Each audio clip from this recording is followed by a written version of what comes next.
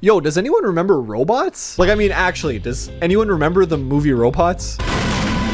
See, I always thought that I remembered it. A movie about a robot world with robots doing robot things. Except they don't do that. Like, they don't do robot things. What am I? You see, as a kid growing up, I loved watching this movie. And you know I'm telling the truth because I had that shit on DVD. There was no Netflix, no Disney Plus. Hell, I didn't even rent it from Blockbuster, okay? I owned it. I owned a copy of Robots, directed by Chris Wedge. Side note, okay, for those who don't know who Chris Wedge is, he also directed a gem of a movie called Monster Trucks. And if you've never heard of this movie, never heard of Monster Trucks, don't know what it is, I think you should find it online, tuck yourself into bed, and go to sleep, because you definitely should not watch it. You'll regret it. It's not worth it.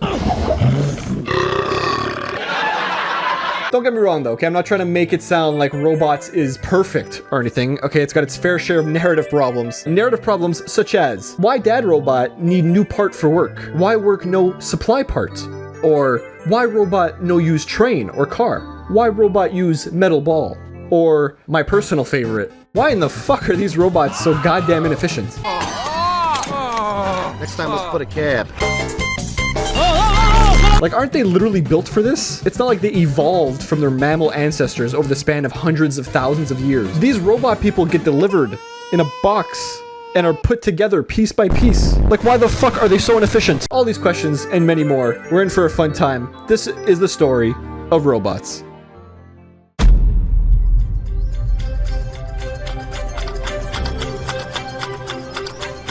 Wake up. Wake up. So our story begins in Rivertown. Okay, not that one. This town is a nice, calm place where adults can relax, the children can play, and hold up, robots get pregnant? I'm gonna be a dad! Well, not really. Like I said earlier, the baby just straight up arrives in a box and they spend the night literally building their child. Like, where's child services? What if they just put the kid's arm on backwards? What if, I don't know, they put the foot where the nose is supposed to go or something? I don't know. They could like fuck this up really easily is all I'm saying.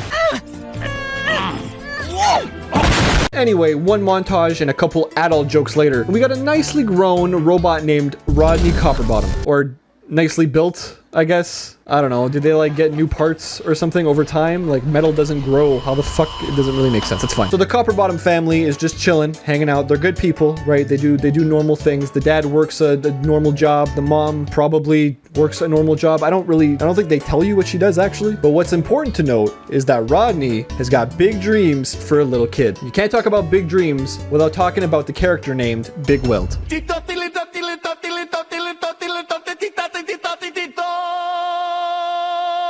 I'm the prettiest girl at the Harvest Moon Ball. You know which one he is because he's big and welded together, nice. I guess. I don't know. So Bigweld's whole thing is that he's kind of like the Iron Man of this world, except less about saving people from immediate danger and more about creating things and like just being really famous and cool, I guess. He's an inventor. He makes stuff, he creates things. People like him for it. 3, 2, 1. So little Rodney grows up fucking loving Bigweld, right? He attends his parades, he watches his TV show, he even does like a little Fortnite dance thing. We're not really gonna talk about that. He ends up wanting to be like him so bad that Rodney himself becomes an inventor. He tries to follow his footsteps. So we see Rodney grow up a bit, and he ends up creating this thing called Wonderbot. Now, I'm just gonna say this right now. Okay, this needs to be said. Wonderbot is actually fucking OP. This thing is overpowered. This movie wants you to believe that this random thing that's made out of fucking spoons is just the beginning of Rodney's journey in becoming a forklift certified inventor. But Wonderbot is genuinely a full-fledged robot as far as this movie's concerned. Okay, he's got eyes, he communicates with other robots. Hell, he's even got emotions. Like, what? It's actually Wonderbot's crippling anxiety, which is so relatable, by the way, that sets off the events that make Rodney want to leave his hometown and go find Bigweld. His robot has like a fucking crazy anxiety attack, fucks up everything at his dad's job. He sees his dad get shit on by his boss, and he's like, you know what? I don't want to stand for this. I'm gonna do my own thing. So now Rodney's main goal is to blow up. And then act like I don't know nobody. No, it's not. I lied. Rodney's main goal right now is to go find Bigweld and show him that just because his last name is Copperbottom does not mean that all of his ideas are ass. And where else to start but Robot City?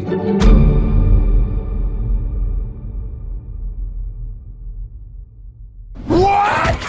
You think I'm a robot? Now, the story takes us to Robot City. I forget if they say it in the movie or not, but this place is basically the main hub of the world, I think. It's a very, very large city. It's got pretty much everything inside it, including Bigweld's like office industry building thing. So Rodney's trying to figure out where the hell to go. And this is the part of the movie where we're introduced to one of the best fictional robot characters of all time, Fender.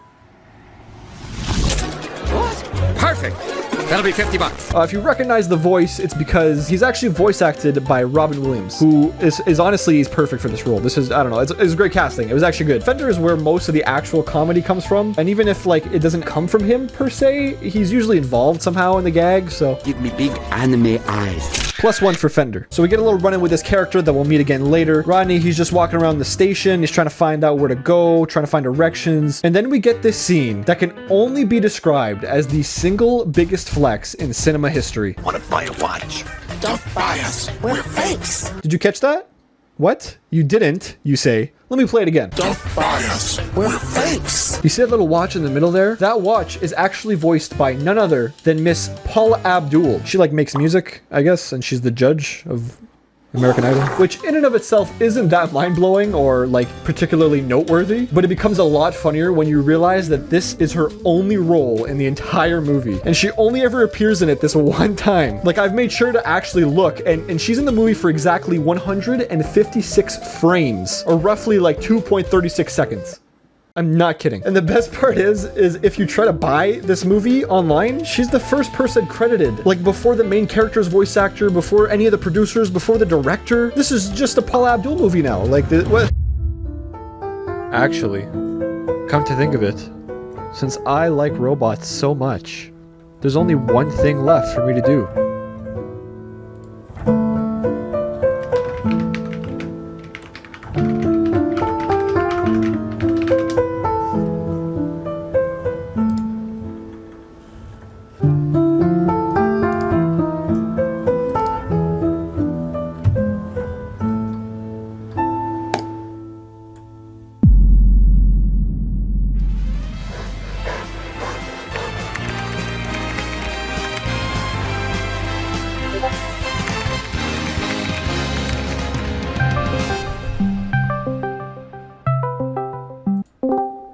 Yo. What's up? Yeah, I gotta show you something. You ready? Yeah, what'd you get? I got a Paula Abdul life-size cardboard cutout. Just like why? Like why'd you get that? I don't know. So Rodney is now on his way to visit Bigweld at his famous Bigweld Industries building statue thing. And instead of taking the bus or a car, Rodney says, yo, F that shit, dog. I'm gonna take the metal ball. Tell me this shit isn't RNG. Like, bro, you can hit any of these balls. You just roll in the dice every time you take this. So he makes it to Bigweld Industries. However, shocker, Bigweld is missing. Now at this part, we're kind of introduced to a bunch of new characters. So I'm just gonna kind of briefly go over them real quick. We got this robot who's basically just super corrupt. He wants to take over Bigweld's entire business. His name is Ratchet. And then the other character of note is actually this robot who's kind of the victim of sexual harassment at the workplace. Her name is Cappy. She's voiced by Halle Berry. You know how that goes. And the last character to talk about is actually Ratchet's mother, who's just straight up evil. She kind of has like this whole evil factory thing where she burns metal to build things, which I don't actually think is like that bad. Like, that just seems like a normal factory. But I think it's implied that she like kills other robots sometimes to get her metal. So she gives off like Jeff Bezos vibes. This is basically just like a metaphor for Amazon.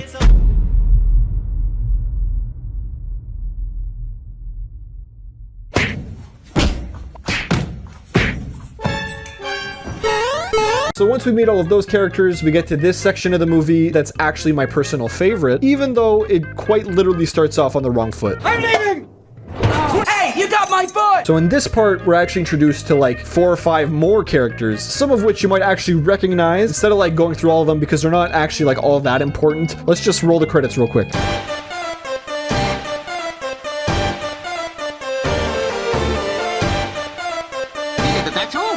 They're all pretty cool. What's important to note though is that they basically act like a nice, big, happy family. So Rodney meets all of them and kind of gets implemented into this family friendship thing that they all got going on. So by this point in the movie, Fender is broken up pretty badly. You know, he's not really working as well as he should. And everyone's like, oh no, we gotta get him to the hardware store to replace his broken parts. Because they're robots, right? And hospitals don't exist. It's just fucking stores. So they're at the hardware store and they realize that all the nice, cheap, affordable parts have been completely replaced with shiny new expensive parts. Why, you may ask? Well, remember that corrupt guy that I mentioned earlier, the guy named Ratchet? His whole thing is that he's trying to take over Bigweld's business, right? Well, the whole plan is to starve the world of affordable robot parts and completely replace them with like super omega expensive ones that he calls upgrades. Spoiler alert, Fender and the family can't afford these parts at all because like who can? Rodney feels bad, and because he's like a crazy inventor guy that has crazy ambitions, he takes it upon himself to fix Fender's broken parts by hand. Rodney's a handyman with some handy hands. So the whole gang alongside Rodney arrives home, and this is where the story takes a turn, okay? If there's any parents in the audience, please be advised. Things get a little steamy from this point onward. Why is she called Aunt Fanny? Couldn't call her Aunt Booty. Whoa! I'm about to bust. This is Aunt Fanny, and I'm not kidding. That's her name. So they spend the night at the house, and one day later, Rodney's concern for Bigweld's disappearance is like just fucking times 10, but literally no one else cares. So what are you guys doing today? We're doing it.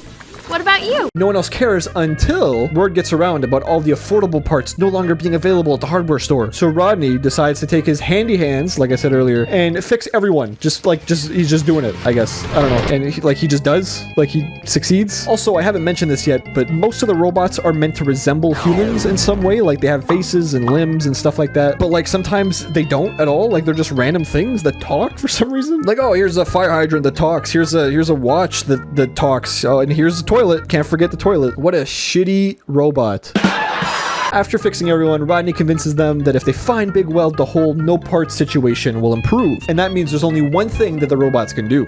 The Bigweld ball.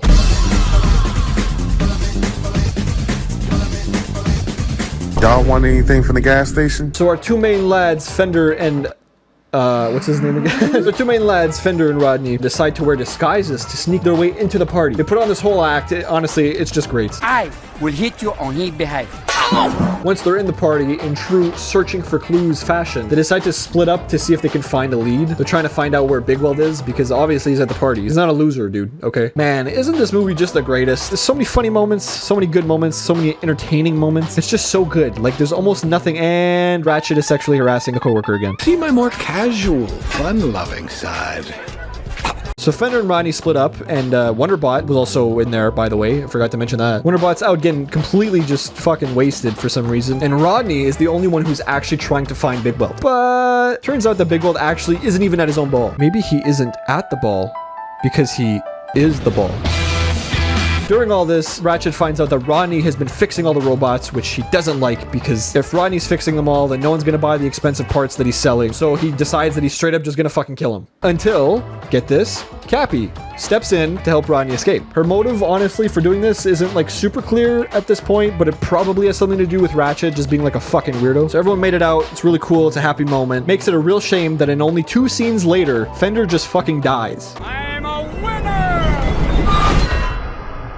So now Rodney and Cappy decide to go visit Bigweld's house because, come on guys, something's up here, okay? This guy hasn't showed up to work. He hasn't showed up to his own party. He's probably been kidnapped or like dead already or some other thing that's really bad, right? Like there's gotta be something going on here. Well, Bigweld's actually just inside his house and playing with dominoes because it's the only thing that's helped distract him from the fact that Ratchet's business practices and marketing techniques have outshined those that Bigweld originally put in place, thus making Bigweld Industries more successful financially and more appetizing for big-time investors. This also caused Bigweld to enter severe depression, where he's clearly lost all confidence in himself alongside his ability to thrive and push for positive societal change within his community. Or as I like to put it, Bigweld is big sad. So they find Bigweld. He was just actually like going through some shit. Rodney's like, yo, we need you. Like everything, stuff's going on right now. And Bigweld basically just says, I'm good. Rodney gets really sad because his hero isn't who he thought it was. In a different scene, we find out Fender is not actually dead, but after being dragged into robot Jeff Bezos' evil lair factory thing, he gathers some intel on the enemy's plan and kindly picks up a new outfit before leaving. So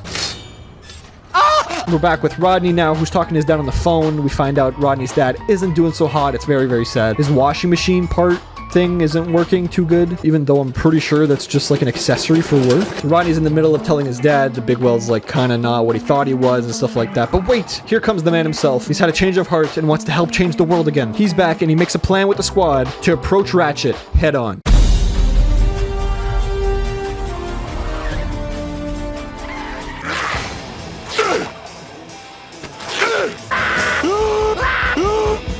So at this point, all the good guys just say, fuck it, walk into Bigweld Industries because, I don't know, you got Bigweld on your side, I guess. You can basically do whatever the fuck you want. Big Ball Man rolls into the building and literally just everyone starts cheering and clapping. One guy even loses his pants for some reason. So we get this confrontation scene where we find out that Ratchet is actually just a huge beta male, and then he instantly gets fired. You're fired.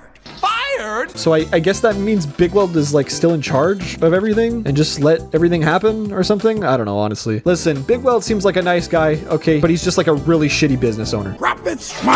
Ratchet then tries to fucking kill Bigweld, but only manages to knock him out. But he does this like at just the right time because now he's got Ball Guy, Rodney, and Cappy surrounded. Whatever will they do? How are they gonna get out of this predicament? Well, it's a good thing that I established how OP Wonderbot is early on because he literally just swoops in and saves the fucking day. Just does it on his own. You got like these big cop robot things and Wonderbot just does it, I guess. The crew can escape through a window, which kicks off the Fast and Furious section of the movie. You'll always be with me, and you'll always be my brother.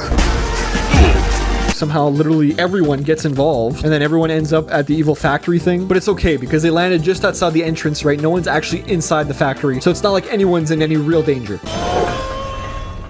Oh. Fuck. Bigweld did what he does best, which is just roll, I guess, right into the factory. So Rodney immediately wants to go chase him because he needs to save him, right? So to do this, Rodney has this great idea of upgrading everyone with the bits of scrap laying around the entrance so that the squad can go save Bigweld. It's actually like a pretty cool idea because it kind of references like what happened earlier in the movie and stuff like that. Also, Fender just like randomly shits an egg. This kicks off the Avengers Infinity War section of the movie. Avengers! Assemble. Oui, sir. I'm a woman. Ouch. So now they're ready to fight, but they're outnumbered because there's literally thousands of employees who are just stripped of their basic robot rights. But in true Marvel fashion, we get a holy shit, this is cool moment.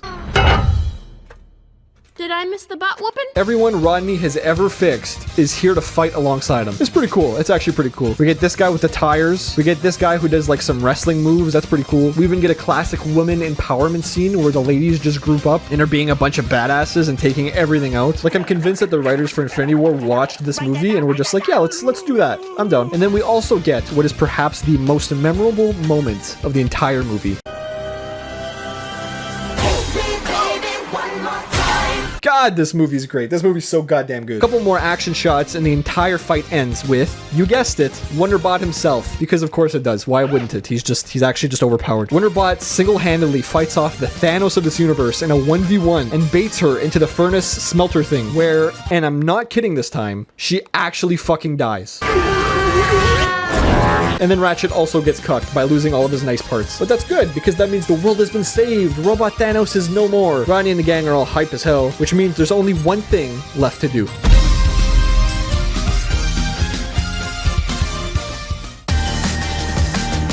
So for the end of the movie, we're back in Rivettown. Not that one, but this one. The place where it all started. Both of Rodney's parents are hell excited now because Rodney's back in town. He's just working one day and then Rodney's mom walks in and she's like, fucking, our son's back, what's up? And the dad straight up just has so much dopamine in his robot body that he just quits the job and fucking kills his boss. They realize Rodney is outside, they go say hey, and then Rodney introduces his parents to none other than Bigweld, because Bigweld and Rodney are just like best friends now, I guess. And then Bigweld talks to Rodney's dad and is like, yo, I heard you were dying, so here's some new parts on me, brother. We get this cool scene where the dad plays some music, the entire town just starts dancing. Bigweld and Aunt Fanny are just in love now. And what better way to end this movie than with a final shot of Wonderbot doing what he does best, which is beat the fuck out of another character. Don't you know who I am?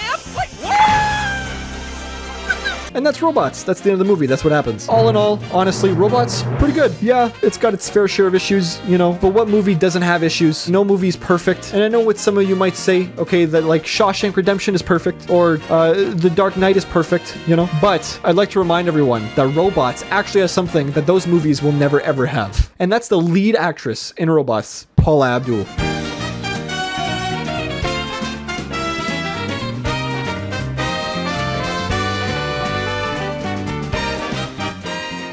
They were unsafe.